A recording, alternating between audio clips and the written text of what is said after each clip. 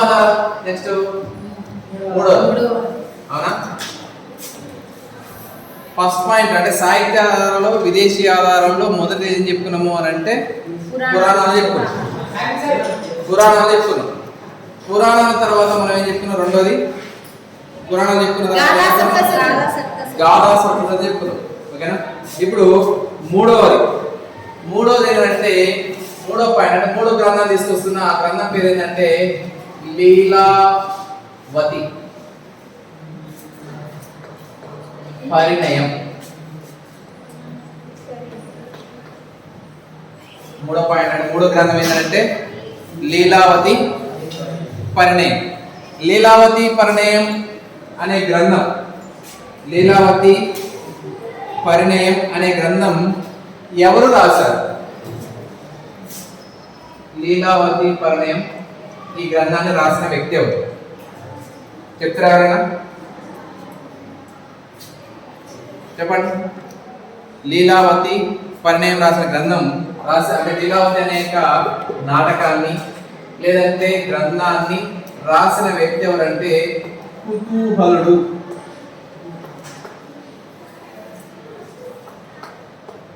ఎవరు? కుతూహలుడు రాశారు.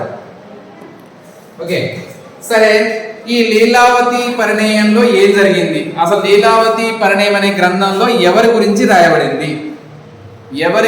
రాయబడింది అని అంటే లీలావతి ఫర్ ఎగ్జాంపుల్ అసలు చెప్తా మీకు కథ చెప్పాలన్నా కథలు కావాలి. ఇదేంటి ఏం చెప్పారు? లీలావతి పరిణయం అనేది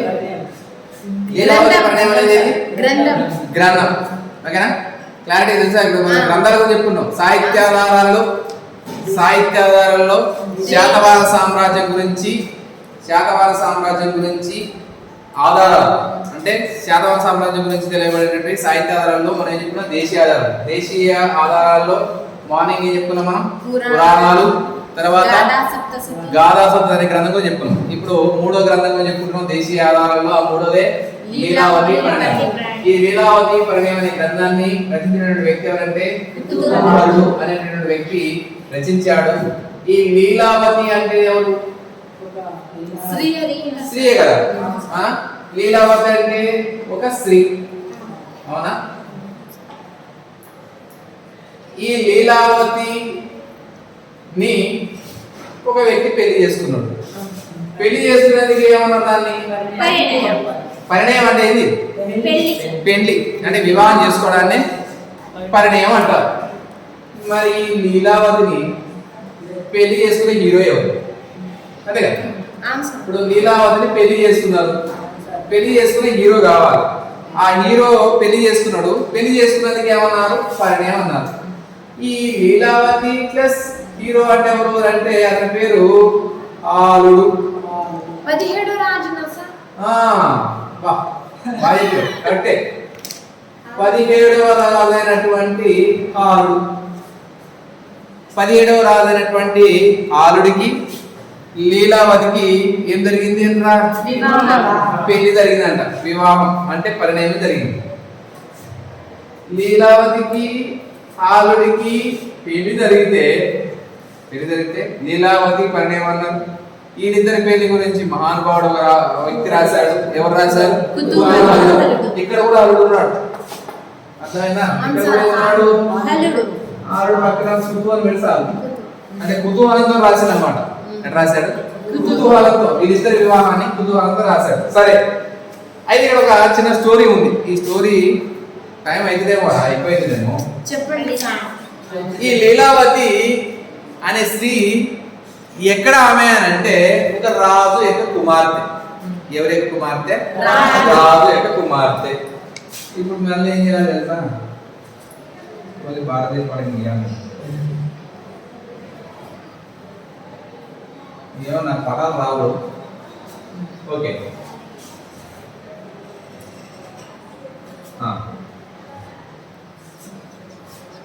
సరిపోయిందా? ఇంత పోతున్నా కొంచెం సార్. సరిపోయిందా? రైట్. మనోళ్ళు ఎక్కడ పరిపాలన చేస్తారు? దక్షిణ భారతదేశం. దక్షిణ భారతదేశం అంటే ఇరా అంతనా? ఫర్ ఎగ్జాంపుల్ ఇలా అయినా అనుకున్నాం. సారు ఏ సారు? వాళ్ళే హారుడు ఈడ ఉన్నాడు. సారు దక్షిణ భారతదేశంలో పరిపాలన చేస్తున్నాడు. పరిపాలన చేస్తూ చేస్తూ సార్ ఏం చేసిందంటే ఇక బయలుదేరిండు. ఎందుకు బయలుదేరిండో మనకు తెలియదు. బయలుదేరిండు. యాడికి వచ్చిండు? శ్రీలంకకి వచ్చాడు. శ్రీలంకకి పూర్వనామం పేరేంది?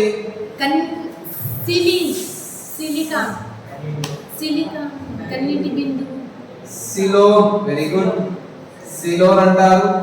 నెక్స్ట్ సింహళం. సింహళం అంటారు. సిలోన్ అంటారు లేదంటే సింహళం అంటారు. ఇప్పుడు హారుడు ఏం చేసిండ్రా? హారుడు ఎక్కడికి వచ్చాడు? శ్రీలంకకి ఎందుకో వచ్చిండు సార్. శ్రీలంకకి భారతదేశానికి మధ్యలో ఒకటి ప్రవహిస్తుంది. ఏం ప్రవహిస్తుంది?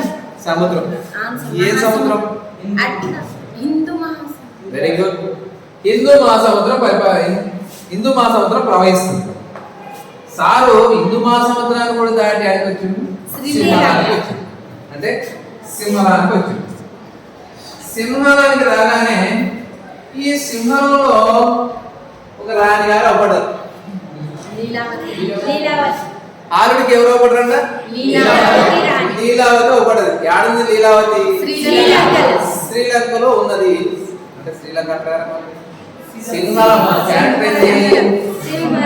సింహళంలో ఉన్నది. సింహళంలో చూసిండు సారు. ఏ సారు? ఆరుడు. చూడగానే సార్ ఫ్లాట్ అయింది. అంటే ఎవరు? ఆరుడు. ఎవరు చూసి? రాణి గారిని లీలావతిని చూసి ఏమైంది? అతను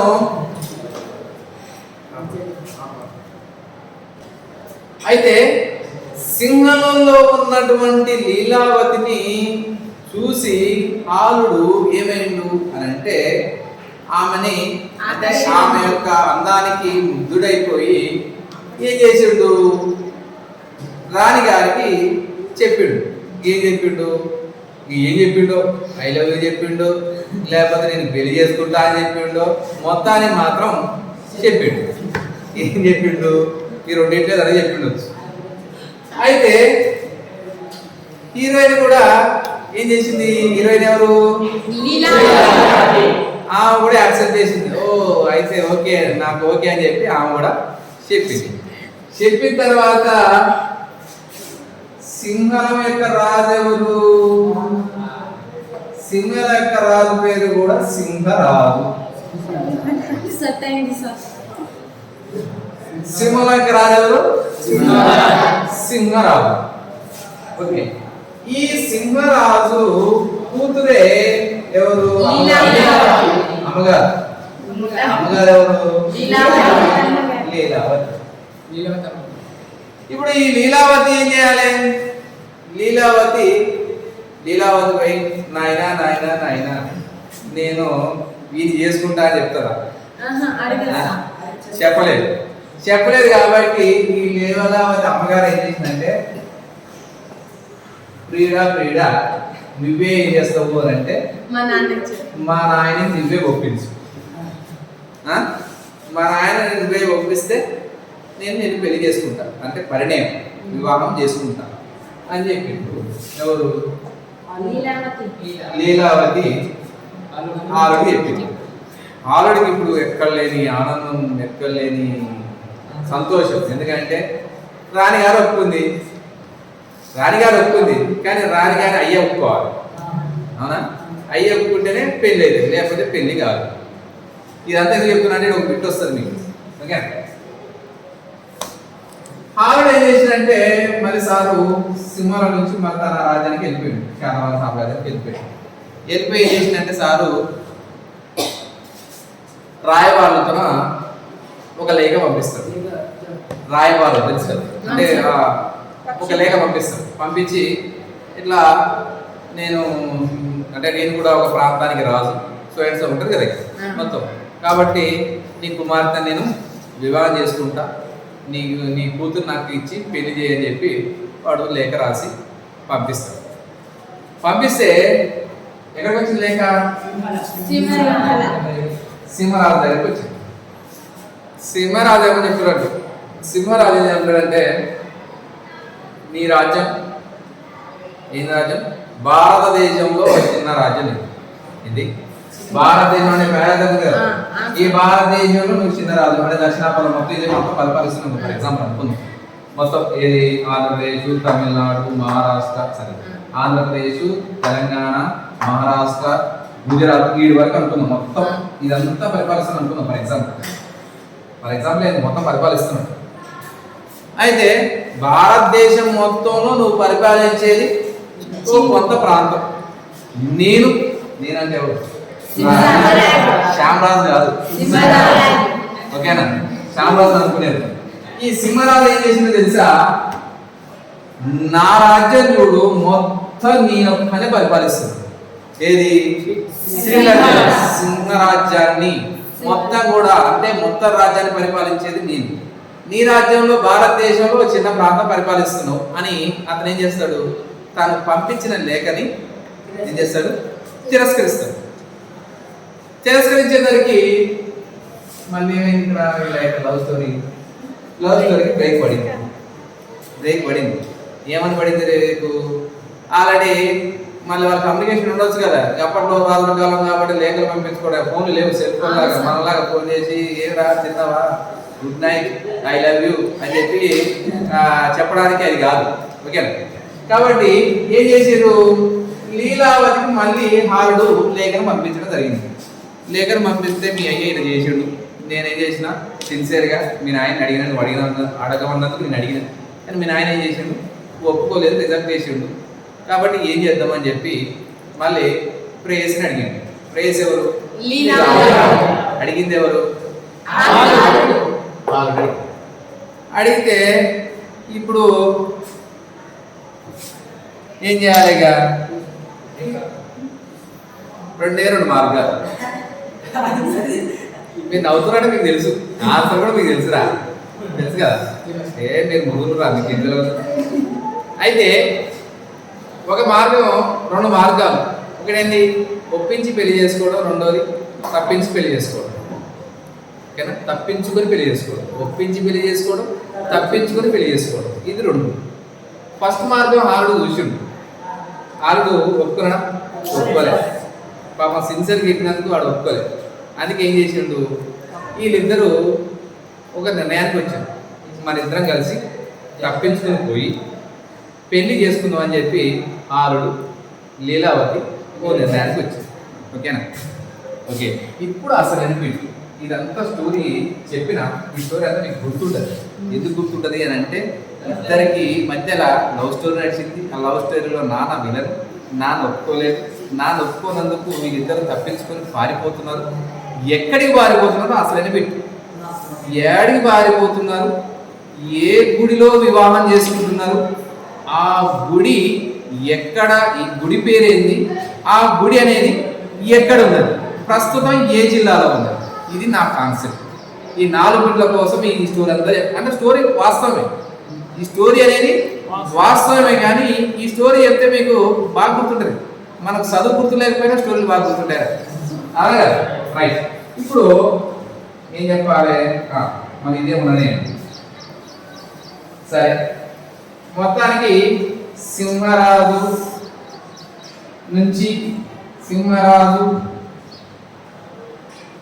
సంరక్షణలో నుంచి లీలావతి, హారుడు ఇరువురు కలిసి, హారుడు వచ్చాడు, సింహరానికి వచ్చాడు, లీలావతిని తీసుకున్నాడు, పారిపోతున్నాడు. ఎట్లా అంటే ఇగో ఇట్లా పోతున్నాడు. ఇక్కడ ఏముంది అంటే అడిగి వస్తున్నాడు, ఇట్లా పారిపోతున్నాడు. ఈ అంచున పోతుంటే ఏమున్నది అంటే ప్రస్తుతం మన ఆంధ్రప్రదేశ్ ఉన్నది. ఆంధ్రప్రదేశ్ అంటే ఏ సముద్రం ఉన్నది? సముద్రం ఉందా, నది ఉందా? నది ఉంది. ఏంటంటే నది పేరు గోదావరి నది. గోదావరి నది ఒడ్డు నుంచి పారిపోతున్నారు వీళ్ళు. Hero heroine. హీరో ఎవరు? హీరోయిన్ ఎవరు? ఏ నది రా బాబు? గోదావరి గోదావరి. ఓకే, ఆ గోదావరిని అప్పుడు అన్నది ఏంటంటే సప్త గోదావరి ప్రాంతం. సప్త గోదావరి ప్రాంతంకి పారిపోయి వచ్చింది. వచ్చారు సప్తగిరి గోదావరి ప్రాంతానికి పారిపోతూ వచ్చేది. ఓకే, సప్తగిరి ప్రాంతానికి. సరే, ఈ సప్తగిరి ప్రాంతానికి వచ్చిన తర్వాత ఈ సప్తగిరి గోదావరి ప్రాంతం దగ్గరే ఒక ఆలయం ఉంది. ఏమన్నది? ఒక ఆలయం ఉంది. ఇప్పుడు నెక్స్ట్ కర్తవ్యం ఏంది? ఏం చేయాలి వీళ్ళు? ఏం చేయాలి? అయ్యని తప్పించుకోవాలంటే పెళ్లి చేసుకోవాలి. పెళ్లి చేసుకోలేదు అనుకో, అయ్యేం చేస్తాడు? సింహరాజు వచ్చి చంపేసేసి వారి చంపేసేసి తలకాయతో పాటు కూతురు కూడా తీసుకోవాలి. అందుకే ఏం చేస్తున్నాడు? తలకాయ తీసుకోవద్దు అని అంటే ఈ తలకాయకి తాళు కట్టాలి. ఏ తలకాయకి? లీలావతి తలకాయకి తాళు కట్టాలి. అందుకనే సప్తగిరి ప్రాంతం దగ్గర, సప్త గోదావరి ప్రాంతం దగ్గర ఒక ఉన్నటువంటి ఆలయం పేరు ఏంటంటే భీమేశ్వర ఆలయం. ఇది ఇంపార్టెంట్ విన్నా. భీమేశ్వర ఆలయం. దీని ఇంకో రకంగా భీమేశ్వర ఆలయం. అవపడుతుందా? భీమేశ్వర ఆలయం ఎక్కడ ఉంది? ఏం చెప్పారు? సప్త గోదావరి ప్రాంతమైనటువంటి భీమేశ్వర ఆలయం దగ్గరికి ఇద్దరు చేరుకొని హీరో ఆరుడు హీరోయినటువంటి లీలావతికి తాళి కట్టి పెళ్లి చేసుకున్నాడు. పెళ్లి అయిపోయింది. ఏడైపోయింది? ఓకే, ఇది బిడ్డు ప్రాంతం. సప్తగిరి సప్త గోదావరి ప్రాంతం ఆలయం భీమేశ్వర ఆలయం. ఓకే,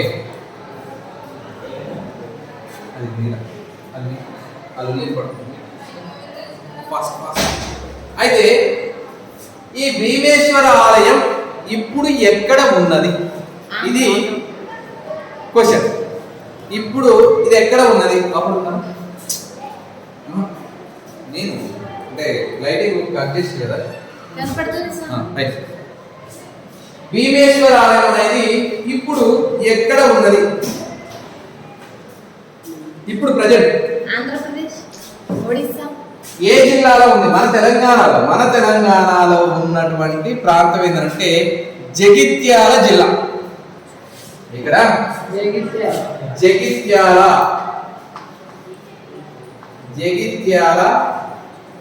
జిల్లా. ఇంకా చెప్పాలా? ఇంకా బలం ఉంది. జగిత్యాల జిల్లాలోని ధర్మపురి తాలూకా. భీమేశ్వర ఎక్కడ ఉందంటే జగిత్యాల జిల్లాలోని ధర్మపురి తాలూకాలోని గ్రామం పేరు కావాలి. చెప్తారా? వేంపల్లి వెంకటాపురం. వేంపల్లి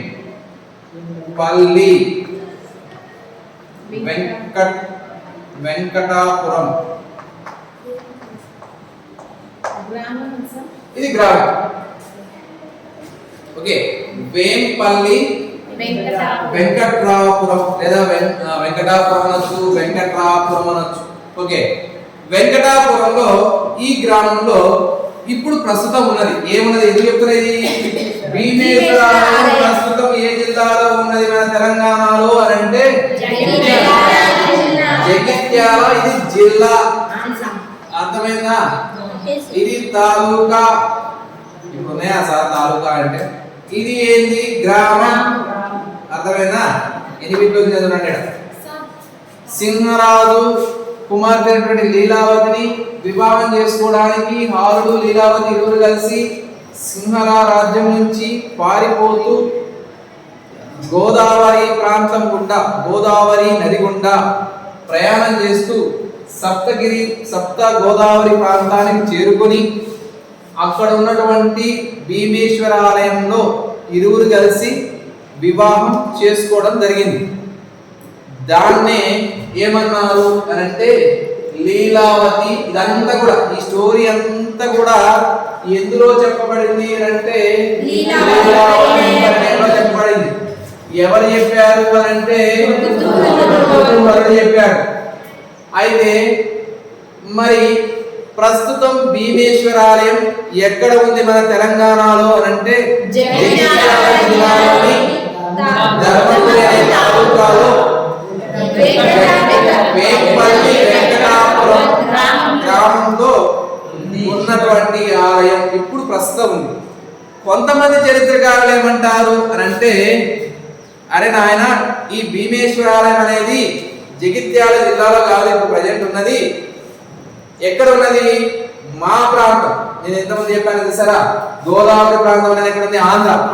ఆంధ్రాలోని. అంటే నేను చెప్పేది ఏంటంటే భీమేశ్వరాలయం కాదు, మా ప్రాంతంలో వివాహం చేసుకున్నాడు. మీ తెలంగాణలో కాదు, మా ప్రాంతంలో వివాహం చేసుకున్నాడు.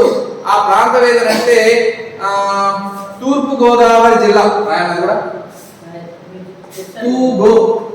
తూగు అంటే తెలుసా? తూర్పు గోదావరి జిల్లాలోని ద్రాక్షారామంలో చేస్తున్నాడు అని కొంతమంది చరిత్రకారులు అంటారు. ఓకేనా? లీలావతి హాలుడు అనే వారు ఇద్దరు వివాహం చేసుకున్నటువంటి ఆలయం కొంతమంది చరిత్రకారులు ఏమంటారు, తెలంగాణలో ఉన్నటువంటి భీమేశ్వరంలో చేసుకుంటే, కొంతమంది ఏమంటారు అంటే కాదురా బాబు, మా యొక్క ఆంధ్ర ప్రాంతంలోని తూర్పు గోదావరి జిల్లా ద్రాక్షారామంలో వివాహం చేస్తున్నట్టు కొంతమంది అంటారు. ఏది ఏమైనప్పటికీ కూడా ఒక తెలంగాణ కవి, తెలంగాణ రచయిత దీన్ని అంగీకరించకుండా తెలంగాణలోనే చేసుకున్నాడు అని చెప్పి బల్లగుద్ది చెప్తాడు. అలా బల్లగుద్ది చెప్పినటువంటి వ్యక్తి ఎవరంటే అంటే సప్త గోదావరి ప్రాంతంలోని భీమేశ్వరాలయంలోనే అంటే నేటి జగిత్యాల జిల్లా ధర్మపురి తాలూకా వేంపల్లి వెంకటాపురం గ్రామంలోనే చేసుకున్నాడని చెప్పినటువంటి తెలంగాణ రచయిత ఎవరు అంటే రాసుకోండి. అతని పేరు ఏదంటే సంగనపట్ల నరసయ్య శాస్త్రి. సంగనపట్ల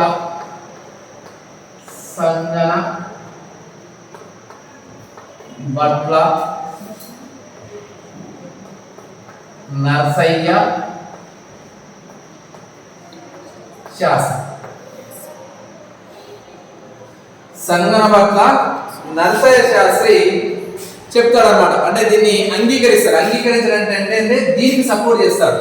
ఈ తూర్పు గోదావరి ద్రాక్షారామం అనే ప్రాంతం నుంచి కాకుండా భీమేశ్వరం ఆలయం జగిత్యాల ధర్మపురి ఏంపల్లి వెంకటాపురం గ్రామంలో ఉన్నటువంటి భీమేశ్వరాలను పెళ్లి చేసుకున్నాడని చెప్పి ఈ సంగనపట్ల నరసయ్య శాస్త్రి ఈ యొక్క విషయానికి ఏం చేశాడు? సపోర్ట్ చేశాడు. ఏం చేశాడు? సపోర్ట్ చేయడం అంటే అంగీకరించాడు. అంటే సపోర్ట్ ఇవ్వడం వల్ల దీని యొక్క సమస్య అనేది సులువైంది అనమాట. సరే, ఈ విధంగా మొత్తాన్ని మాత్రం తెలంగాణ చరిత్రకారుల అభిప్రాయాన్ని దీన్ని సంగనపట్ల నరసయ్య శాస్త్రి అంగీకరించినటువంటి వ్యక్తిగా చెప్పుకోవచ్చు. సరే, ఇది లీలావతి పరిణయంగా చెప్పుకోవచ్చు. ఓకే, అర్థమైందా? ఇప్పుడు దేశీయ ఆధారాలు మొదటిది పురాణాలు చెప్పుకున్నాం, రెండోది గ్రంథం మీద చెప్పుకున్నాం. గ్రంథం ఏంటంటే గాథ సంస్కృతి చెప్పుకున్నాం. నెక్స్ట్ మూడో గ్రంథం చెప్పుకున్నాం, లీలావతి పరిణయం గురించి చెప్పుకున్నాం. ఈ లీలావతి పరిణయాన్ని ఎవరు రాశారు? కుతూహలుడు రాశాడు. కుతూహలుడు కుతూహలంగా ఈ యొక్క లవ్ స్టోరీ రాయడం వల్ల మనం ఇప్పుడు చెప్పుకున్నాం. అంతేనా?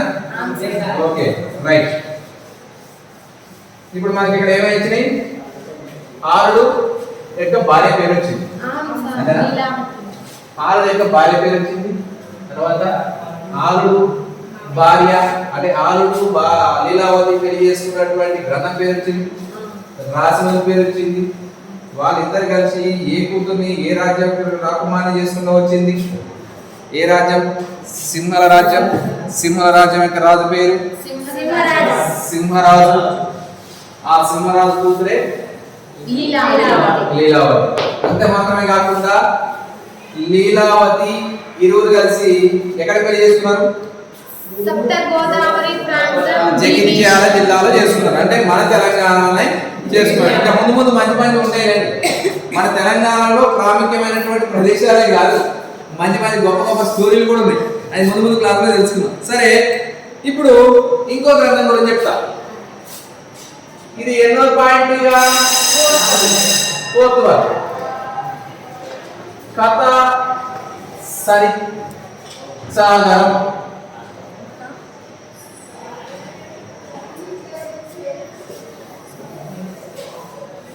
కథ సరి సాగరం.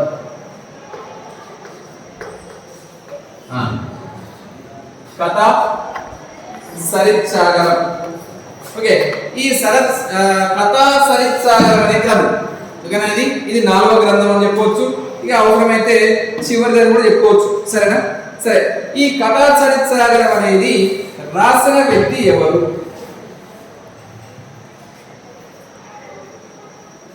కథా సరిత్ సాగరం అనేది రాసిన వ్యక్తి ఎవరు? సోమనాథ సూరి. సోమనాథ సూరి. ఇంకా ఒక మాట చెప్పాలంటే సోమనాథ కాదు, సోమదేవ. సారీ, సోమదేవ సూరి. సోమదేవ సూరి. సోమదేవ సూరి. సోమదేవ సూరి ఈ యొక్క గ్రంథాన్ని రాస్తాడు. ఓకే, మళ్ళీ చెప్తున్నా చూడండి.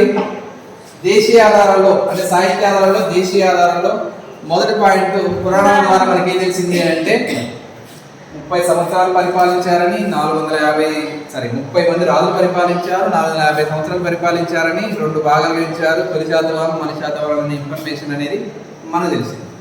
తర్వాత గాథా సప్తశతిలో మనకి ఏం తెలిసింది? గాథా సప్తశతిలో మనం ఏం చెప్పుకున్నాం? మార్నింగ్ క్లాస్లో ఏం చెప్పబడింది? గాథా సప్తశతిలో ఆలుడు రచించినటువంటి గాథా సప్తశతి. దాని ద్వారా ఆ గ్రంథం ద్వారా 700 శృంగార పద్యాలు ఉన్నాయని, అంత మాత్రమే కాకుండా శాతవాహన యొక్క సాంఘిక ఆర్థిక పరిస్థితులు తెలుస్తాయని, అంత మాత్రమే కాకుండా ఆ గ్రంథంలో 40 తెలుగు మాండలికాలు అనేవి రాయబడ్డాయని అనే ఇన్ఫర్మేషన్ మనం ఎందుకు తెలుసుకున్నాం. అంత మాత్రమే కాకుండా ఇంకేం చెప్పుకున్నాం? దేవుళ్ళ గురించి, అంటే దేవుళ్ళ యొక్క ప్రస్తావన అందులో గాథా సప్తశతిలో ఆ కాలంలో ఏ దేవుని పూజించారనే విషయాన్ని మనం తెలుసుకున్నాం. అంటే ప్రతి గ్రంథంలో కూడా శాతవాహనకు సంబంధించిన ఇన్ఫర్మేషన్ అనేది మనకు లభించింది. నెక్స్ట్ ఇప్పుడు 4th పాయింట్, లాస్ట్ పాయింట్ అంటే దేశీయ ఆధారాలలో 4వ గ్రంథమైనటువంటి ఏ గ్రంథం? కథా సరిత్ సాగరం. ఈ కథా సరిత్ సాగరం అనేది సోమదేవ సూరి రాసింది. మరి ఈ గ్రంథం ద్వారా మనకి ఏం తెలుస్తుంది అంటే వంశనామం గురించి తెలుస్తుంది. కథా సరిత్ సాగరం అనే గ్రంథం ద్వారా మనకు తెలపబడుతున్న లేదా చెప్పబడుతున్న విషయం ఏంటి? ఈ గ్రంథం ద్వారా మనకి ఏం తెలుస్తుంది? ఎవరి గురించి? శాతవాహనుల గురించి మనకి ఏం తెలుస్తుంది అనే విషయాన్ని మనం ఇప్పుడు తెలుసుకుందాం. ఓకే, శాతవాహనుల యొక్క రాజ్యం పేరు చెప్తాం మనం. శాతవాహనుల యొక్క రాజ్యం పేరు ఏంటి? శాతవాహనుల యొక్క రాజ్యం పేరు శాతవాహనులే కదా. అంటే ఈ యొక్క గ్రంథం ద్వారా ఏం తెలుస్తుంది అంటే వారి యొక్క వంశనామం ఎట్లా వచ్చింది, వంశనామం అనేది ఏ విధంగా వచ్చింది అనేది అంటే 2 అభిప్రాయాలు ఉన్నాయి. మొదటి అభిప్రాయం ఏంటంటే శ్రీముఖుడు. మొదటి రాజు ఎవరని చెప్పుకున్నారా? శ్రీముఖుడు తండ్రి పేరు శాతవాహనుడు. శ్రీముఖుడి యొక్క తండ్రి పేరు ఏదంట? శాతవాహనుడు. ఈ శాతవాహనుడు పేరు మీదగానే ఏమొచ్చింది? శాతవాహన రాజ్యం వచ్చింది. ఓకే, అర్థమవుతుందా? శ్రీముఖుడి పేరు మీదనే శ్రీముఖుడి యొక్క తండ్రి అయినటువంటి శాతవాహనుడు పేరు మీదుగానే శాతవాహన సామ్రాజ్యం అనే పేరు వచ్చిందని ఒక అభిప్రాయం. రెండో అభిప్రాయం ఏంటి అని అంటే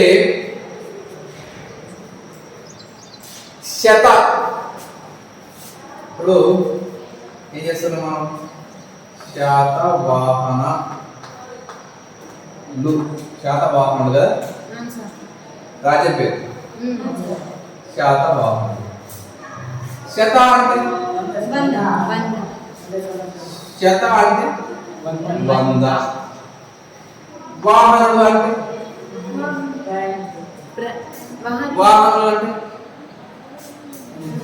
వాహనాలు అంటే వాహనాలే. ఓకే ఓకే, అది కూడా అనొచ్చు. శత అంటే 100, వాహనాలు అంటే వాహనాలు. అంటే ఈ 100 వాహనాలు కలిగి ఉన్నారనే ఉద్దేశంతో వారిని శాతవాహనులు అని అన్నారని కూడా అంటారు చరిత్రకారులు. అర్థమైందా? 100 వాహనాలు, 100 వాహనాలు అని అంటే ఆ కాలంలో మీ డౌట్ ఏంటి? ఇంకా చెప్పాలంటే ఇంకో డౌట్ కూడా ఉంది. ఏంటో తెలుసా? ఇంకా మూడో డౌట్ ఇంకా రాలేదు. ఇది రెండోది డౌట్. మూడోది ఏంటంటే వీరు చాలా మందికి వ్యవసాయం చేయడానికి ఉపయోగమైన ఏంటిరా? నాగలు. ఓకేనా? నాగల్లే. ఈ నాగళ్ళు విరివిగా వెళ్ళి చేశారంటే దానం చేశారట రైతులకి. ఏం చేశారు? నాగళ్ళు ఏం చేశారు? దానం చేయడం వల్ల కూడా అంటే అనేకం, ఇక్కడ 100నే కాదు 100 వాహనాలు కలిగి ఉన్నారు కాబట్టి శాతవాహనులు. శ్రీముఖుడి తండ్రి పేరు శాతవాహనుడు కాబట్టి ఆ శాతవాహనుడి పేరు మీదనే శాతవాహన రాజ్యం అనేది లేదా శాతవాహన వంశం అనేది వచ్చిందని ఇది ఏ గ్రంథం ద్వారా చెప్పబడుతుంది మనకు? కథా సరిత్సాగరం అనే గ్రంథం ద్వారా తెలుస్తుంది. నెక్స్ట్ ఇంకో అభిప్రాయం, మూడో అభిప్రాయం ఏంటంటే వీరు ఒక దేవుని పూజించేవారు. సూర్యుని పూజించారు కాబట్టి వీరు సూర్యదేవర వంశస్థులు అన్నారు. వీరిని ఏమన్నారు? సూర్యదేవర వంశస్థులు అని కూడా అన్నారు. సూర్యదేవర వంశీయులని అంటే ఎవరిని పూజించడం వల్ల? సూర్యదేవర అనేటువంటి వ్యక్తిని పూజించడం వల్ల, అంటే సూర్యుని పూజించడం వల్ల, సూర్యదేవర అనేటువంటి వ్యక్తిని పూజించడం వల్ల వీరు సూర్యదేవర వంశస్థులని కూడా అనడం జరిగింది. అంటే సూర్యదేవర వంశీయులు పూజించడం వల్ల వీరికి ఏమని పేరు వచ్చింది? శాతవాహనుడు అనే పేరు వచ్చిందని ఇది మూడో పాయింట్. అంటే శాతవాహనుడు అంటే శాతవాహనుడు అనే వంశనామం అనేది ఏ విధంగా వచ్చిందనే విషయాన్ని కథా సరిత్సాగరం సోమదేవ సూరి రచించినటువంటి కథా సరిత్సాగరం వల్ల ఈ విషయాలు మనకు తెలుస్తుంది. ఓకేనా? నెక్స్ట్ 4వ పాయింట్ చెప్తున్నామా? ఇక 4వ పాయింట్ అంటే 4వ యొక్క ఉద్దేశం ఏంటంటే సరే అంటే 4వ ఉద్దేశం మీన్స్ ఇప్పుడు ఇంకొక విషయం చెప్తాం. ఏం విషయం? గుణాఢ్యుడు ఏం రాశాడు? గుణాఢ్యుడు రాసిన గ్రంథం గుణాఢ్యుడు. సరే తర్వాత చెప్తాది, ఇప్పుడు మరి కన్ఫ్యూజ్ కాకండి. సరే మళ్ళొక్కసారి రిపీట్ చేస్తున్నా, ఫినిష్ చేస్తేగా లాస్ట్ పాయింట్ ఏంటి మళ్ళీ చెప్తున్నా. సోమదేవ సూరి రచించినటువంటి గ్రంథమైనటువంటి కథా సరిత్సాగరం ఏం చెప్పబడింది అంటే శాతవాహన వంశీయుల చరిత్ర గురించి, అంటే వంశనామం ఏ విధంగా వచ్చిందనే విషయాన్ని మనం ఇప్పటిదాకా మూడు పాయింట్ చెప్పుకున్నాం. మొదటి పాయింట్ ఏంటంటే శాతవాహన సామ్రాజ్య వంశస్థాపకుడైనటువంటి శ్రీముఖుడు తన తండ్రి అయినటువంటి శాతవాహనుని యొక్క పేరు మీదుగా, అంటే తండ్రి పేరు మీదుగా శాతవాహనుడు లేదా శాతవాహన వంశం అని పేరు వచ్చిందని ఒక పాయింట్ చెప్పుకున్నాం. రెండో పాయింట్ ఏం చెప్పుకున్నాము అని అంటే శాతవాహనుడు, శత అంటే 100, వాహనుడు అంటే వాహనం. ఈ 100 వాహనాలు కలిగి ఉన్నారు కాబట్టి వీరు శాతవాహనని అన్నారని ఇంకొక అభిప్రాయం. మూడో అభిప్రాయం చెప్పాము, సూర్యదేవర అనేటటువంటి దేవుణ్ణి పూజించడం వల్ల వీరు సూర్యదేవర వంశస్థులు కాబట్టి శాతవాహన అనే పేరు వచ్చిందని చెప్పి 3 సందేహాలు లేదా 3 విషయాలు మనకు దేని ద్వారా ఏ గ్రంథం ద్వారా తెలుస్తుందంటే కథా సరిత్సాగరం ద్వారా తెలుస్తుంది. నెక్స్ట్ 5వ పాయింట్, లాస్ట్ పాయింట్ ఏంటంటే ఇంకా ఉన్నాం 5వ పాయింట్. సరే ఇది కూడా ఒక అంశం చెప్తాం. ఒక రాజు ఉన్నాడు, శాతవాహనంలో ఒక రాజు ఉన్నాడు. ఆ రాజు పేరు ఏంటంటే కుంతల శాతకర్ణి. నేను ఒక స్టోరీ చెప్తా. టైం ఉందా? ఓపుకున్నదా? ఓపుకుంటే ఒక స్టోరీ చెప్పండి సార్. ఈ స్టోరీ చెప్పి బంద్ చేస్తాయి. మీకు స్టోరీ కానీ మంచిగా ఇంట్రెస్ట్ ఓకేనా? అంటే మీ వీక్నెస్ పాయింట్ నాకు తెలిసిపోయింది. స్టోరీ చెప్పాలి, బిల్లు చెప్పాలి. స్టోరీ చెప్తే మీరు ఏం గుర్తుపెట్టుకుంటారు? ఇట్లే గుర్తుపెట్టుకోవాలని గుర్తుపెట్టుకుంటారు. అమ్మో కుంతల శాతకానికి పాపం అంటే ఇప్పుడే చేద్దామండి. చెప్పండి సార్, చెప్పండి సార్. కుంతల శాతకాన్ని ఒకసారి అడిగిపోతున్నాడు. అంటే ఇప్పుడే సరే ఇది చెప్తున్నా. కుంతల శాతకానికి ఆస్థాన కవులు ఇద్దరు ఉన్నారు. కుంతల శాతకాన్ని ఎవరున్నారు? ఆస్థాన కవులు ఇద్దరు ఉన్నారు. ఒక సాగు గుణాఢ్యుడు,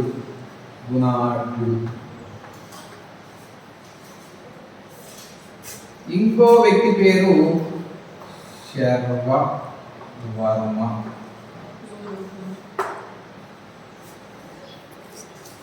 కుంతల శాతకర్ణి యొక్క ఆస్థాన కవులు ఎంతమంది అంటే ఇద్దరు. ఓకేనా? ఈ ఇద్దరు ఎవరని చెప్తున్నా? ఎవరి యొక్క రాజు యొక్క ఆస్థాన కవులు? కుంతల శాతకర్ణి యొక్క ఆస్థాన కవులు. ఓకే. అయితే కుంతల శాతకాన్ని ఒకసారి సారు అంటే రాజు అడిగిపోతాడు. ఏం చేస్తారు? అడవికి అంటే ఏదో విహారానికి వెళ్తారు. రాజుల కాలంలో విహారానికి వెళ్తారు కదా. విహారానికి అంటే మన సండే వస్తే ఏం చేస్తాం? మంచిగా చికెన్ బిర్యానీ మటన్ తెచ్చుకొని బాగా గుర్రుగా తిని వేవని పంతాం. ఓకేనా? లేదంటే సినిమాకి పోతాం, లేదంటే టీవీ కాడ కూర్చుంటాం. ఓకేనా? అంటే కాలక్షేపం. కానీ రాజుల కాలం అట్లా కాదు. ఏం చేస్తారు వాళ్ళు? మంచిగా టైం పాస్ కోసం అనేది అడవికి వేట కోసం వెళ్తారు. అలా వేట కోసం సార్ వెళ్తున్నాడు. ఏ సారు? కుంతల శాతకాన్ని పోతుంటే ఆ అడవికి పోతుంటే పెద్ద గుట్టలు, కొండలు, అంటే కొండలు, గుహలలో వెళ్తున్నాడు. అలా గుర్రం మీద అతనితో పాటు సైన్యం, అంటే రాజు ఒక్కడే పోతాడు, రాజుతో పాటు సైన్యం కూడా పోతాడు. వెళ్తున్న సందర్భంలో ఒక కొలను అంటే ఏమంటారు? నది. ఇంకేం పేరు చెప్తారు? చెరువు, వాగు, చెరువు. Okay, very good. ఇక్కడ కొంతమంది స్త్రీలు జలకాలు ఆడుతుంటారు. ఎక్కడ? ఈ యొక్క వాగు లేదంటే జలాశయం, వాగు, నది, కొలం, ఎన్నైనా పేరు చెప్పండి. అయితే ఇక్కడ కొంతమంది స్త్రీలు అంటే ఒక రాజ్యం యొక్క స్త్రీలు కావచ్చు, చెలికత్తలు. ఇందులో మధ్యలో రాణి కూడా ఉన్నది. రాణితో పాటు చెలికత్తలు. అయితే ఇది ఒక కథగా చెప్తారు. అయితే చెలికత్తలు రాణి గారు జలకాలు ఆడతారు. ఈ జలకాలు ఆడే విషయం అంటే దృశ్యాన్ని సాగు అడిగిపోతాను అంటే విహారానికి వచ్చాడు, వేడకు వస్తే సార్కు ఈ దృశ్యం ఒకటి ఏంటి? చెలికత్తలు రాజుగారు అంతా అంటే స్విమ్మింగ్ చేస్తున్నారు, అంటే జలకాలు ఆడుతున్నారు, ఈత కొడుతున్నారు అనుకో. అందులో రాజుగారికి ఒక స్త్రీ మీద మీరే చెప్తారు అది కదా దృష్టి పడింది. కన్ను పడింది అంటే దృష్టి పడిందిరా. మరీ మీరు ఇట్లా చెప్తారా? ఒక స్త్రీ మీద ఏంది దృష్టి పడింది? రాణి మీద. రాణి దగ్గరికి వచ్చాడు సారు. ఏ సారు? కుంతల శాతకర్ణి. రాజుగారు కదా కాబట్టి ధైర్యంగా వస్తున్నాడు. ఎవడో అయితే వీధిలోడో లేకపోతే ఊరోడో లేకపోతే ఇంకోడో అయితే ఏం చేస్తారు? అట్లా అనుకోవస్తారు. కాలు చేతులు సూరసూర చేస్తారు, మొక్కలు సూరసూర చేస్తారు, లేదంటే కాలు చేతులు ఎరగొడతారని చెప్పి వాడు పారిపోతాడు. రాజు కదా, రాజు కాబట్టి ఏం చేసిండు? ధైర్యంగా వచ్చేటప్పుడు మామూలుగా సైనికులు ఏమన్నా ఇచ్చిరేమో బహుశా. అంటే రాజుగారు మీరు ఉత్తగేం పోతారు, ఫ్లవర్ పట్టకపోండి అని చెప్పి ఏమన్నా సైనికులు ఏమన్నా పువ్వు ఇచ్చి ఉండవచ్చు. ఏదైనా పువ్వు, ఏదో రోజు పోయి ఇచ్చిర్రు. మాకు కుంతల శాతకాన్ని ఇదే సందురాలు అని చెప్పి వాడు ఏం చేస్తాడు అంటే సైనికులు ఇచ్చినటువంటి పువ్వు తీసుకొని రాణిగారి దగ్గరికి పోతాడు. రాణిగారి దగ్గరికి ఎందుకు పోతాడు? ఈయడానికి ప్రపోజ్ చేయడానికి పోతున్నాడు. ప్రపోజ్ చేయడానికి పోతే రాణిగారు ఏం చేశారు పాపం ఇక్కడ ఏం చేసేవాడు ఉత్తర శాతకానికి ఎవరు ఏం చేశారు అంటే సైనికుడు ఎవడో వాడు మంచిగా మంచిగా క్లోజ్ ఉండాలి మన దాని దోస్తాడు ఉంటారుగా ఇంత చేస్తే దోస్తులే ఎక్కువ చేస్తారు నేను చేసేది తక్కువ కానీ దోస్తులు చేసేది ఎక్కువ. ఈడేం చేసిండు సైనికులు పువ్వు ఇవ్వడాలో ఆ పువ్వు తీసుకొని ఈమె దగ్గరికి వస్తే ఈమె అబ్జర్వ్ చేసింది ఎవరో నా కోసం పువ్వు పట్టుకొని వస్తున్నాడు అని చెప్పి గుర్రం దిగి వస్తున్నాడు ఈడు అని చెప్పి ఈమె అనుకున్నది. దగ్గరికి వచ్చినాక ఆమె చేసింది చెలికెత్తల్ని ఒక నాణ్యం అడిగింది. చెలికెత్తలు ఏమడిగిందన్న నాణ్యం అంటే మనం ఏమంటారా అరే ఓ రూపాయి ఇరా లేదంటే 2 రూపాయలు ఇరా లేకపోతే 5 రూపాయలు బిల్లు ఇరా అంటారు. కానీ ఆ కాలంలో అవి కావు కదా ఒక నాణ్యం అడిగింది. చెలికెత్తలు అడిగితే రాణిగారు కూడా ఆ నాణ్యం తీసుకొని ఆయన వచ్చిండు ఏమొచ్చింది రాజుగారు ఇచ్చినటువంటిది అంటే హీరో కుందల శాతకర్ణి మొత్తం హీరోలే ఉంటారా కుందల శాతకర్ణి ఏం చేసిన అంటే రాణిగారికి ఫ్లవర్ ఇవ్వబోయాడు. ఫ్లవర్ ఇవ్వబోతే రాణిగారు ఏముంది రాజు దగ్గర ఏముంది ఫ్లవర్ ఉంది అంటే రాణిగారు ఏముంది రాజుగారు ఇచ్చేది హీరో ఇచ్చిన ఫ్లవర్ తీసుకొని రాణిగారు ఏం చేసిందంటే ఒక నాణ్యం ఇచ్చింది. ఇక మీరే ఫిలప్ చేసుకోండి ఫిలిప్ ద బ్లాక్స్ లాగా మీరే ఫిలప్ చేసుకోండి అంటే ఇది ఏం అర్థమైంది ఇక మీకు అర్థం కావాలి. నాకు పువ్వు తీసుకొని ఇస్తారు కాబట్టి దాన్ని ఉందా తీసుకోవద్దు ఏదన్నా ఇచ్చి ఒక రూపాయి 2 రూపాయలు ఇచ్చి కొనుక్కోవాలి అని రాణిగారు అట్లా అర్థం చేసుకుంది. కానీ నాణ్యం తీసుకొని రాణిగారు రాజు పోయింది అంటే సారీ ఆవిడ నాణ్యం తీసుకుని కుందల శాతకర్ణి వెళ్ళిపోయాడు. రాణిగారు వెళ్ళిపోయాడు. రాజుగారి చేతిలో ఉంది పువ్వు రాజుగారి చేతిలో పువ్వు ఏమొచ్చిందిరా నాణ్యం వచ్చింది. నాణ్యం తీసుకుని సంతోషంగా పోతున్నాడా లేకపోతే బాధతో పోతున్నాడా? బాధతో రాజ్యానికి పోతాడు. బాధతో అడిగిపోతాడు రాజ్యానికి పోతాడు. ఎవరు పోయింది కుందల శాతకర్ణి రాజ్యానికి పోయి ఏం చేయాలి పోయి బాధని ఎవడు చెప్పుకున్నా సిగ్గుపోతాడు. ఏం చేసింది ఇప్పుడు ఏమంటారు దాన్ని పిచ్చేవనొచ్చు లేకపోతే ఇంకేమనొచ్చు అంటే ఇతని ఉద్దేశం ఏంది ఆమె ప్రపోజ్ చేయాలనే ఉద్దేశంతో ఫ్లవర్ ఇస్తాడు. కానీ ఆమె ఉద్దేశంతో అనుకున్నది ఆమె చేసింది ఫ్లవర్ తీసుకోలేదు కాదు కానీ ఉత్తర తీసుకోకుండా నేను ఉత్తర తీసుకోవద్దు అని పాపం రాణిగారికి ఏమంటారు మంచి జాలి ఉండేమో ఏదైనా ఉచితంగా తీసుకోలేము అందుకని ఆమె ఏం చేసింది ఓ నాణ్యం ఇచ్చి తీసుకున్న తర్వాత ఇటు పోయిండు రాజ్యానికి పోయిన తర్వాత కడుపు ఏమైతే ఆనందంతో ఉందా తప్పకుండా మండుతారు సార్కి ఏంది ఏమైతుంది మండుతుంది.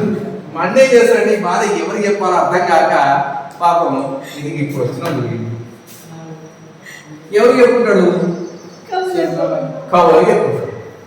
అవునా తన బాధను ఏం చేసిండు కవులకి చెప్పుకుంటాడు. ఎవరికి గుణాటుడికి శరవాడికి అరే నాయన నేను ఇట్లా పోతిని ఆడిగిపోతే రాణిగారు పాపం నాకు ఎదురు వస్తే నా ఫ్లవర్ తీసుకుని నా యొక్క ప్రపోజ్ యాక్సెప్ట్ చేస్తుందేమని నేను అనుకున్నాను. కానీ అది రూపాయి వెలబెట్టిందిరా పెట్టి ఏం చేసింది వెళ్ళిపోయింది అని చెప్పి ఈ కథ అంతా చెప్పేసరికి రాజు కంటే ఇంకో బాధ ఎవరు పడతారో తెలుసా కవులు బాధపడతారు.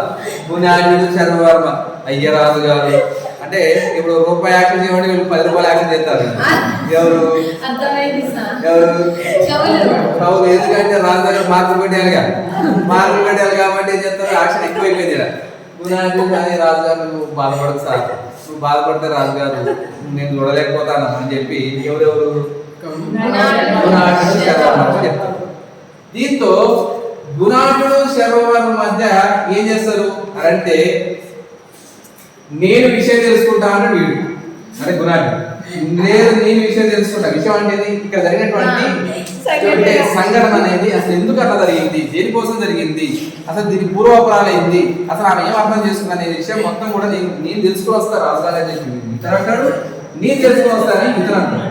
ఓకేనా మొత్తానికి శర్వవర్మకి ఒక క్లారిటీ వచ్చింది. ఏం క్లారిటీ వచ్చింది ఒక నివేదిక తెచ్చాడు. రాజుగారు నీవేమో ఏ భాష మాట్లాడతావు సార్ నీవు ప్రాకృత భాష మాట్లాడతావు సార్ ఏ భాష మాట్లాడతావు ఉన్న ప్రాకృతమే నీకు చక్కగా రాదు అర్థమైందా ఉన్న భాష నీకు చక్కగా రాదు. పాపం ఈ నాన్నగారికి ఏమో ఏ భాష తెలుసా సంస్కృతం అంటే ఇప్పుడు ఇక్కడ ఏం జరిగిందో మనం చెప్పాలి. రాణిగారేమో సంస్కృతంలో మాట్లాడింది, రాజుగారు ప్రాకృతంలో మాట్లాడింది. ఇద్దరికి ఏం అర్థం కాక పిచ్చెక్కిపోయి ఎవడో వాడు పారిపోయాడు. దాంట్లో మధ్యలో ఎంట్రీ ఎవడు వేయిండు, దీనికి రిపోర్ట్ తెచ్చిండు. రాజుగారు మేము ప్రాకృతంలో మాట్లాడి ఆమెనేమో సంస్కృతం మాట్లాడింది కాబట్టి మీ ఇద్దరు భాష ఎవరికి అర్థం కాక పాపం నువ్వు ఇచ్చిన ఆమె నాన్న ఇచ్చింది కాబట్టి వెళ్ళిపోయారు అని శర్మవర్మ ఏం చేసిండు. శర్మవర్మ హీరో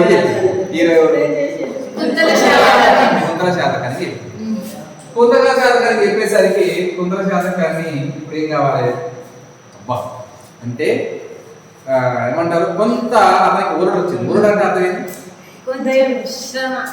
ఊరట అంటే ఏంటంటే నేను చెప్పింది కరెక్టే, ఆమె కూడా పాపం అర్థం కాక అక్కడ చేసింది. పాపం ఆమె కూడా అర్థం కాక అలా నానే వచ్చింది కానీ నాకు బిచ్చమే లేదు అని సార్ తెలుసుకున్నాడు.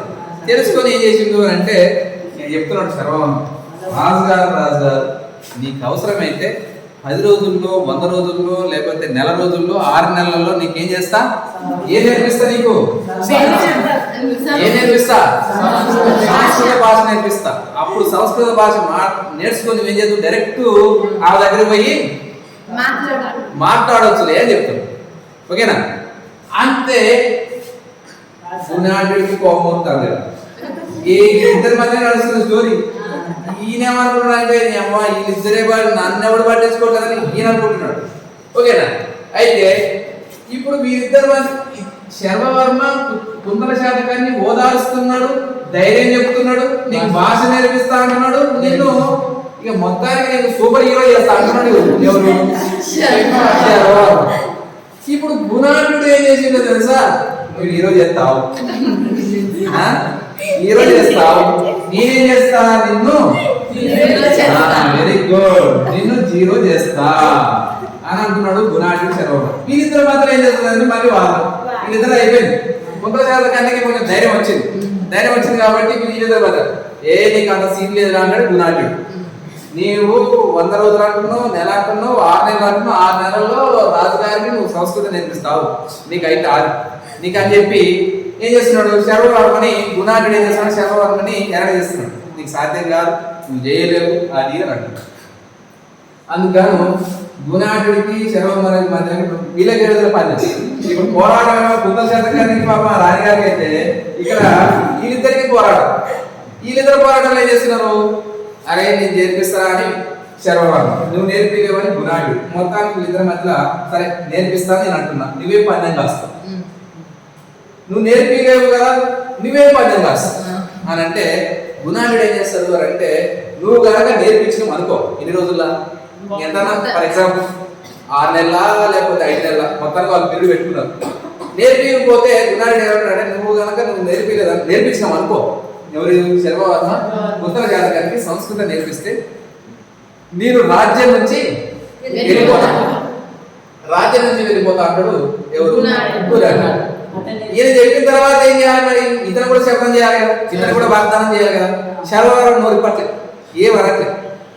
గుణాఢ్యుడు అంటూ అరే నాయన నేను చెప్పినా నువ్వు చెప్పవేరా నాయన, నువ్వు నేర్పిపోతే నువ్వేం చేస్తావు చెప్పు అని అంటే శర్మవర్మ కూడా ఏం చేస్తారు అంటే, సరే నువ్వు అన్నావు కదా, నువ్వు అన్నట్టే నేను కూడా ఏం చేస్తా, రాజ్యం నుంచి వెళ్ళిపోతా అని చెప్తాడు.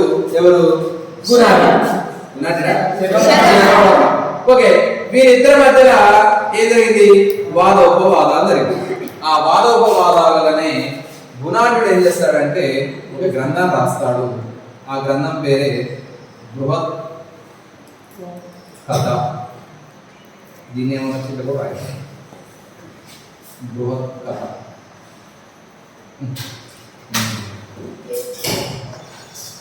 బృహత్ కథ. ఓకే,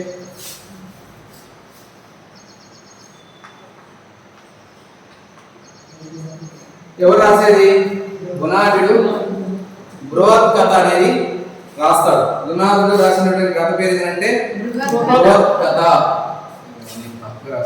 నాకు మీ స్టోరీ చెప్పి ఉన్న స్టోరీ పోతుంది కదా. బృహత్ కథ, బృహత్ కథ అనే యొక్క కథ రాస్తాడు. ఓకే, మరి శర్వవర్మ ఏం రాస్తాడు? శర్వవర్మ కూడా ఒక గ్రంథం రాస్తాడు. ఆ గ్రంథం పేరు ఏంటంటే కాతంత్ర వ్యాకరణం. ఏమంటారు? కాతంత్ర వ్యాకరణం.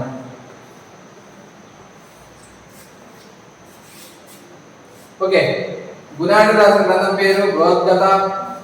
శర్వవర్మ రాసిన యొక్క గ్రంథం పేరు కాతంత్ర వ్యాకరణం. ఇప్పుడు ఇంకో బిట్టు, 2 బిట్లు వచ్చినాయి. ఇంకొక బిట్ చెప్తాను. గుణాఢ్యుడు రాసినటువంటి బృహత్ కథ ఏ భాషలో రాయబడింది? బృహత్ కథ అనేది ఏ భాషలో రాయబడ్డది అంటే పైశాచిక. ఇంపార్టెంట్ రా. పైశాచిక భాషలో రాయబడింది. పైశాచిక భాషలో రాయబడింది. పైశాచిక భాష మరొక పేరు భాష ఉన్నారు. పైశాచిక భాషకి మరొక పేరు. ఇది ఇంపార్టెంట్ బిట్. దీన్ని ఏమంటారు తెలుసా? రాక్షస భాష అని కూడా అంటారు. రాక్షస భాష. గుణాఢ్యుడు రచించిన గ్రంథం బృహత్ కథ. బృహత్ కథ అనేది ఏ భాషలో రాయబడ్డది? పైశాచిక భాషలో రాయబడ్డది. పైశాచిక భాష మరొక పేరు రాక్షస భాష. రాక్షస భాష అని కూడా అంటారు. సరే, ఇంకోటి ఏంటి? మనం శర్వవర్మ రాసినది కాతంత్ర వ్యాకరణం. ఇదేందో ఏ భాషలో రాయబడ్డది? మీకు తెలుసుగా ఆటోమేటిక్ గా. ఎందుకంటే శర్వవర్మ ఏ భాష నేర్పిస్తాను. ఈ స్టోరీలో గుర్తు పెట్టుకోదగ్గి చెప్తున్నాడు. స్టోరీ చెప్పినా కానీ ఏదో మీకు మజా కనిపించచ్చు, కానీ జరిగిన సంఘటన. కానీ శర్వవర్మ ఏ భాష నేర్పిస్తాను రాసి అంటే ఇప్పుడు శర్వవర్మ రాసిన గ్రంథం ఏ భాషలో రాయబడింది? అర్థమైపోయిందా? ఇక్కడ ఏం చేశాడు? వ్యాకరణం రాశాడు. ఏంది? కాతంత్ర వ్యాకరణం. అయితే ఇక్కడ అంశం ఏందో తెలుసా? వీరిరువురు కూడా వారి వారి సొంత భాషలో రాసుకున్నారు. సొంత భాష అంటే ఏంటంటే సొంత గ్రంథాలు రాసుకున్నారు. ఈ సొంత గ్రంథాలు అనేవి కూడా ఎక్కువ ప్రాముఖ్యత సంపాదించి పెట్టింది తెలుసా? బృహత్ కథ. ఎందుకనంటే వీళ్ళిద్దరు అనుకున్న మాటలు కూడా ఇద్దరు రాసుకున్నారు.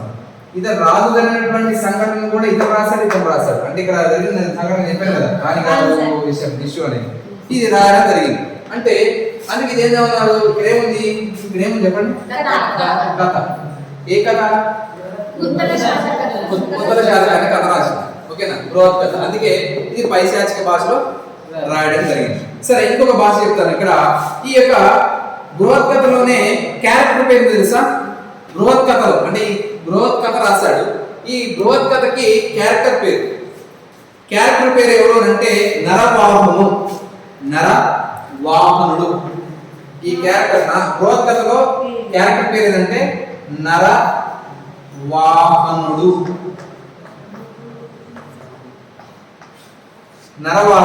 మేబీ ఆ కథలో ఒక వ్యక్తిని ఊహించి రాసినటువంటి వ్యక్తి క్యారెక్టర్ పేరు ఏంటంటే నరవాహనుడు. ఈ బృహత్ కథలో ఈ బృహత్ కథ మీదనే కొన్ని అనేకమైనటువంటి గ్రంథాలు వచ్చాయి. బృహత్ కథ మీద. ఎందుకంటే ఏంది? కథ కాబట్టి అనేక గ్రంథాలు వచ్చాయి. అవేందో ఇప్పుడు చెప్తారు. ఓకే, మళ్ళీ చెప్పాలా? కుంతల శాతకాన్ని యొక్క ఆస్థాన కవులు ఇద్దరు, గుణాఢ్యుడు, శర్వవర్మ. గుణాఢ్యుడు రాసిన గ్రంథం పేరు బృహత్ కథ. శర్వవర్మ రాసిన గ్రంథం పేరు కాతంత్ర వ్యాకరణం. గుణాఢ్యుడు రాసినటువంటి బృహత్ కథ ఏ భాషలో రాయబడింది? పైశాచిక భాషలో రాయబడింది. ఈ పైశాచిక భాషని మరొక రకంగా అంటారు, రాక్షస భాష అన్నారు. నెక్స్ట్ శర్వవర్మ రాసినటువంటి కాతంత్ర వ్యాకరణం అనేది ఏ భాషలో రాయబడింది? సంస్కృత భాషలో రాయబడింది. ఓకే, తర్వాత ఈ యొక్క బృహత్ కథలో ఉన్నటువంటి క్యారెక్టర్ పేరు ఏం చెప్పాను అంటే వ్యక్తి ఎవరు అంటే నరవాహనుడు. అంటే ఈ కథలో ఉన్నటువంటి వ్యక్తి ఎవరంటే నరవాహనుడు. ఈ నరవాహనుడితో కూడినటువంటి అనేక కథలు బయలుదేరాయి. ఆ కథలేదో ఇప్పుడు గ్రంథాలు చెప్తాను, చెప్పి ఇక ముగిస్తా. మొదటి ఏంటంటే క్యారెక్టర్ ఎవరు? నరవాహనుడు. ఈ నరవాహనుడి మీదనే క్యారెక్టర్ ఏమొచ్చాయంటే బృహత్ మంజరి. మొదటిది ఏం చెప్పాను? బృహత్ కథ చెప్పాను. బృహత్ కథకి మరొక గ్రంథం దీని పేరు మీద వచ్చినది బృహత్ మంజరి.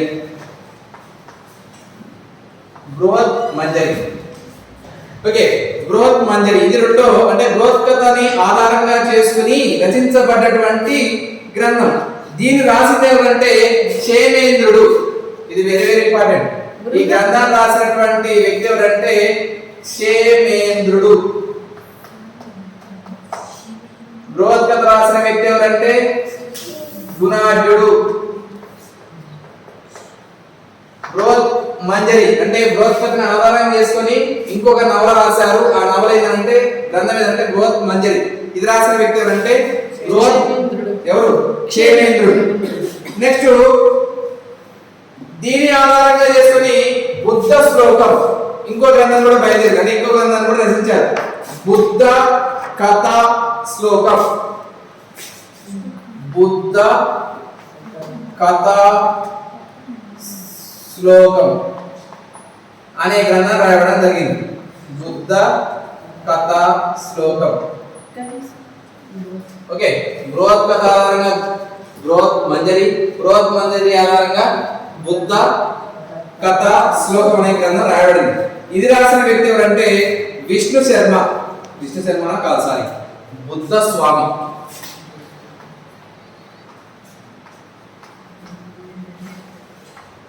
బుద్ధ స్వామి రాశారు. ఓకే, దీన్ని ఆధారంగా చేసుకుని బృహత్ కథ ఆధారంగా బృహత్ మంజరి ద్వారా బుద్ధ కథ శ్లోకం. తర్వాత పంచతంత్ర కథలు. ఇది మీకు ఇప్పుడు పిల్లలు చదువుతున్నటువంటి పంచతంత్ర కథలు. ఇది ఇంకా చెప్పాలి అంటే ఈటీవీలో వస్తుంటాయి. ఈటీవీలో మేబీ ఇక పిల్లల కథలు. ఈ పిల్లల కథలు అనేవి ఇక్కడ నుంచి స్టార్ట్ అయింది. అసలు కేంద్ర బిందువు ఏంటంటే ఇదే. ఈ పంచతంత్ర కథలు అనేది రాసినటువంటి వ్యక్తి అంటే విష్ణు శర్మ. ఇవి ఇంపార్టెంట్ రా, నేను చెప్పేవన్నీ ఇంపార్టెంట్ చూడండి. విష్ణు శర్మ. ఓకే, అర్థమైందా? ఇక లాస్ట్ ఫైనల్ అయిపోయింది. దేశీయ ఆధారాలలో మనం చెప్పుకుంటే మార్నింగ్ నుంచి చెప్పుకుంటున్నాం. మార్నింగ్ క్లాస్ లో చెప్పుకున్నాం దేశీయ ఆధారాన్ని శాతవాహనం తెలుసుకోవడానికి గల ఆధారాలు రెండు ఆధారాలు, సాహిత్య ఆధారాలు, పురావస్తు ఆధారాలు. ఈ రోజు మొత్తం మనం చెప్పుకునేది ఏంటంటే సాహిత్య ఆధారాలు చెప్పుకున్నాం. సాహిత్య ఆధారాలు మళ్ళీ రెండు రకాలు పిలిచాం. దేశీయ ఆధారాలు, విదేశీ ఆధారాలు. దేశీయ ఆధారాలు మీకు మొత్తం 5 పాయింట్లు చెప్పినాయి. ఈ రోజు మొత్తం దేశీయ ఆధారాలు అంటే దేశీయ అంటే మన దేశంలో రచించబడినటువంటి గ్రంథాలు. మొదట ఏం చెప్పారంటే పురాణాలు చెప్పారు. పురాణాలు ఎన్ని చెప్పాను? 18 ఏమనొచ్చు అని చెప్పాను. అష్టదశ పురాణాలు. అష్ట అంటే 8, దశ అంటే 10, రెండు కలిపితే 18 పురాణాలు. 18 పురాణాల్లో ముఖ్యమైనది మొదటిది ఏం చెప్పాను? బ్రహ్మ పురాణం. చివరిది అంటే 18వ పురాణం బ్రహ్మాండ పురాణం. బ్రహ్మకి బ్రహ్మాండకి 0 డా పెట్టు చాలు. మొదటి పురాణం వచ్చేసి బ్రహ్మ పురాణం, రెండో పురాణం వచ్చేసి బ్రహ్మాండ 18వ పురాణం బ్రహ్మాండ పురాణం. ఓకే, ఇందులో ఇంకేం చెప్పారు? మత్స్య పురాణం కూడా చెప్పారు. చేపనేమంటారు? మత్స్య పురాణం. ఈ మత్స్య పురాణం ద్వారా మనకి ఏం తెలిసింది అంటే మత్స్య పురాణంలో శాతవాహన సామ్రాజ్య రాజులు ఎంతమంది రాజులు పరిపాలించారు, ఎంతకాలం పరిపాలించారు, ఆ పరిపాలించిన రాజ్యాన్ని 2 భాగాలుగా విభజించారని చెప్పారు. ఇది పురాణాలు. ఫస్ట్ పాయింట్ చెప్పారు. రెండో పాయింట్ ఏం చెప్పారు? గాథా సప్తశతి అనే గ్రంథం గురించి చెప్పారు. రెండో పాయింట్ అంటే ఒక గ్రంథం పరిచయం చేశారు. ఆ గాథా సప్తశతి అనే గ్రంథం ఎవరు రాశారు? హారుడు రాశాడు. హారుడు శాతవాహనుడు 17వ రాజు.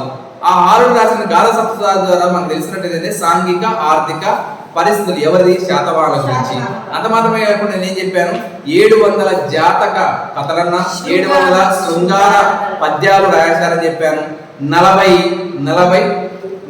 తెలుగు మాండలికాలు. ఆ తెలుగు 40 మాండలికాల్లో ఒక 7 పదాలు చెప్పాను. 7 పదాలు గుర్తుపెట్టుకోవడానికి కూడా చెప్పాను. ఏం చెప్పాను? ఫస్ట్ అత్త ఏ విధంగా ఉంది అని చెప్పాను. అందంగా ఉంది. అందంగా ఉండడానికి అత్త అందంగా ఉంది అని అంటే అందంగా ఉండదనే విషయం ఎట్లా తెలిసింది? అర్థం చూసుకుంటే తెలిసింది. మూడో పదం చెప్పాను. ఆ అందం చూసుకుంటున్న అద్దంలో అందం చూసుకుంటున్న అత్తకి ఏమో అడ్డు వచ్చింది. అడ్డు అనే పదం. అడ్డు ఏమొచ్చింది? పొట్ట అడ్డు రావడం వల్ల అంటే 5 పదాలు. నెక్స్ట్ ఇంకోటి కూడా చెప్పాను. దుత్త గిత్త అంటే 7 పదాలు అనేవి ఎందులో పేర్కొనబడాయి? గాథా సప్తశతిలో పేర్కొనబడింది అని చెప్పాను. నెక్స్ట్ మూడో గ్రంథం ఏం చెప్పాను? లీలావతి లీలావతి పరిణయం గురించి చెప్పాను. లీలావతి అంటే లీలావతిని పరిణయం అంటే లీలావతిని పెళ్లి చేసుకున్నాడు సారు. ఏ సారు? ఎట్లా పెళ్లి చేసుకుందో ఒక స్టోరీ చెప్పిన. సింహలం వేయండు, సింహలం రాజు దగ్గర వేయండు, కూతుర్ని అడిగిండు, అంటే కూతురుని చూసి ఫ్లాట్ అయ్యిండు, ఇవ్వలేదు, లేకపోతే తీసుకుపోయిండు, పెళ్లి చేసుకున్నాడు. యాడ్ చేసుకున్నాడు జగిత్యాల జిల్లాలోని ఇక్కడ ధర్మపురి, జగిత్యాల జిల్లా ధర్మపురిలోని వెంకటాపురం అనే ఒక గ్రామంలో చేసుకున్నాడు. అయితే ఇక్కడ నేను ఎందుకు చెప్తున్నా ఈ స్టోరీ అంటే, ఒక ఆలయంలో పెళ్లి చేసుకున్నాడు. ఆ ఆలయం పేరే భీమేశ్వర ఆలయం. ఈ భీమేశ్వర ఆలయం అని మన తెలంగాణ వాళ్ళు చెప్తే, ఆంధ్ర వాళ్ళు చెప్తారు ద్రాక్షారామంలో పెళ్లి చేసుకున్నాడు ఒకరు చెప్తారు. ఇది లీలావతి పరిణయం. నెక్స్ట్ ఇంకేం చెప్పాను? కథా సరిత్ సాగరం. 4వ పాయింట్. కథా సరిత్ సాగరం ఎవరు రాశారు? కథా సరిత్ సాగరం రాసిన సోమదేవ సూరి అనే వ్యక్తి రాశాడు. ఈ కథా సరిత్ సాగరంలో ఏం చెప్పబడింది అంటే, శాతవాహన వంశ చరిత్ర. శాతవాహన వంశ అనే పేరు ఏ విధంగా వచ్చింది, ఆ యొక్క వంశనామం ఏ విధంగా వచ్చింది 3 పాయింట్లు చెప్పాను. 3 పాయింట్ ఏం చెప్పాను? శాతవాహన యొక్క మొదటి రాజు అయినటువంటి శ్రీముఖుడు తన యొక్క తండ్రి అయినటువంటి శాతవాహన పేరు మీదుగా, అంటే తండ్రి పేరు మీదుగా శాతవాహన పేరు వచ్చిందని చెప్పాను. రెండోది ఏం చెప్పాను అని అంటే శతవాహన. శత అంటే 100, వాహనాలు, ఈ శతవాహనాలు కలిగినారు కాబట్టి శాతవాహనాలు పేరు వచ్చిందని చెప్పాను. మూడోది ఏం చెప్పాను? సూర్యదేవర అనే దేవుణ్ణి పూజించారు కాబట్టి వీరు సూర్యదేవర వంశస్థులు కాబట్టి వీరు శాతవాహన పేరు వచ్చిందని ఎందులో కూడా చెప్పాను? లీలావతి అనే కథా సరిత్ సాగరం చెప్పాను. లాస్ట్ పాయింట్ ఏం చెప్పాను? కుంతల శాతకాన్ని కూడా చెప్పాను. ఈ కుంతల శాతకాన్ని కూడా ఒక స్టోరీ ఉందని చెప్పాను. కుంతల శాతకాన్ని కూడా రాణిగారిని చూసి ముగ్ధుడైపోయి ఆమెకు ప్రపోజ్ చేసి ఆఖరికి ఏం చేశాడు? వాళ్ళిద్దరికి అర్థం కాక ప్రాకృతం సంస్కృతం. రాజుగారికి ఏమొచ్చు? ప్రాకృతం వచ్చు, రాణిగారికి ఏమొచ్చు? సంస్కృతం వచ్చు. వీరిద్దరికి అర్థం కాక వీరిద్దరి యొక్క సమస్యలు తీర్చడం కోసం 2 క్యారెక్టర్లు వచ్చినాయి, గుణాఢ్యుడు, శరవర్మ. వీరిద్దరు యొక్క మధ్యలో ఏమైంది? రాజుగారికి ఏం నేర్పించారు? సంస్కృతం నేర్పించడం కోసం వీళ్ళిద్దరు ఛాలెంజ్ చేస్తారు. ఈ ఛాలెంజ్ లో ఏమైంది? ఆఖరికి వస్తే శర్వవర్మ గెలుస్తాడు, గుణాఢ్యుడు ఓడిపోతాడు. అయినప్పటికీ కూడా ఇద్దరు కాంప్రమైజ్ అవుతారు. కాంప్రమైజ్ అయ్యి ఏం చేస్తారు? నీ గ్రంథం నువ్వు రాసుకోరా, నా గ్రంథం నేను రాసుకున్నా అని చెప్పి చేసారు. శర్వవర్మ ఏం చేసి కాతంత్ర వ్యాకరణం అనే గ్రంథం రాసుకున్నాడు. గుణాఢ్యుడేమో బృహత్కథ రాశాడు. కానీ గుణాఢ్యుడే గొప్పోడే. ఎందుకు అని అంటే తాను రాసిన బృహత్కథ ఆధారంగా ఎందుకండి 1, 2, 3 గ్రంథాలు వేసాయి. ఓకేనా? అంటే బృహత్కథను ఆధారంగా చేసుకుని బృహత్ మంజరి ఏర్పడింది. దాన్ని రాసిన వాడు శైలేంద్రుడు. బృహత్కథ మంజరిని ఆధారంగా చేసుకుని బుద్ధ కథాశ్లోకం అని రాశాడు. దాని యొక్క గ్రంథ రచయిత అంటే బుద్ధస్వామి. దీన్ని ఆధారంగా చేసుకుని వేసిన ఇంకో గ్రంథం పంచతంత్ర కథలు. ఇది రాసిన ఎవరు? విష్ణు శర్మ. ఇప్పుడు కేవలం శాతవాహన సామ్రాజ్యం తెలుసుకోవడానికి గల ఆధారాల్లో సాహిత్య ఆధారాలు ఏమైపోయింది? దేశీయ ఆధారాలు అయిపోయింది. ఇంకా విదేశీయ ఆధారాలు నెక్స్ట్ క్లాస్ లో చెప్తాం. రైట్.